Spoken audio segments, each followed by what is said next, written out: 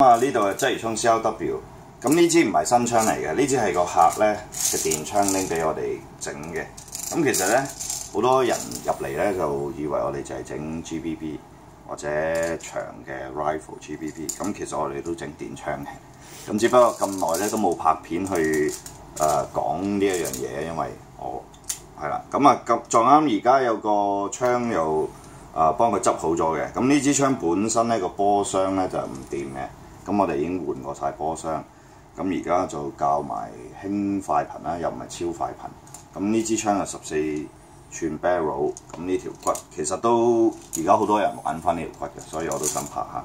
咁其實呢條骨就我記得好似叫 MRE 就 Marine 有用嘅。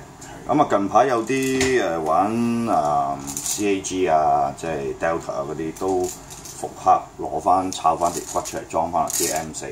咁另外Daniel Defense 亦都出類似嘅 concept。咁其實呢條骨嘅 concept 係佢保留翻軍佬嗰隻三角準星嘅。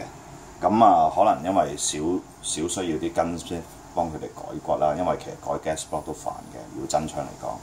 咁所以佢 cut 咗個窿，咁只需要拆走舊有嘅KAC 嗰條老土魚骨，就裝翻呢條咧就簡易啲做到啦，喺軍營嗰度。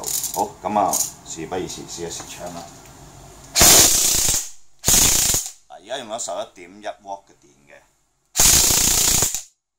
咁應該32嘅 R rate of fire 啦，係啦。咁其實咧，如果咁快咧個單發咧都有啲驚嘅。如果打單發 game，最好放翻7.4 W電。